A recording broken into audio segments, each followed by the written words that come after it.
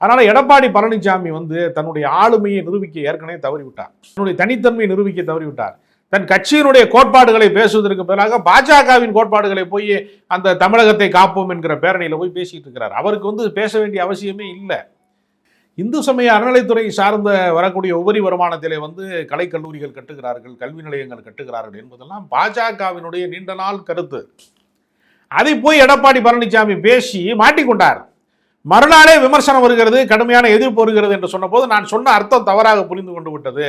அந்த துறை சார்ந்து கட்டினா தான் அதுக்கு எல்லா கட்டுமான வசதிகளும் கிடைக்கும், கட்டமைப்பு வசதியெல்லாம் கிடைக்கும், நான் அந்த அர்த்தத்தில் சொல்லலை, நான் இந்த அர்த்தத்தில் சொல்லலை என்று மாறி மாறி பேசுகிறார். தான் எடுத்த நிலைப்பாட்டிலே அவரால் உறுதியாக நிற்கவும் முடியலை.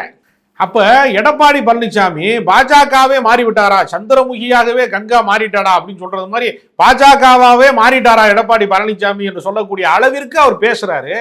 இதெல்லாம் அதிமுக தொண்டர்கள் மத்தியிலே எவ்வளவு பெரிய சலசலப்பை அது உண்டாக்கும், எவ்வளவு பெரிய நம்பகத்தன்மை இழப்பை அது உண்டாக்கும்.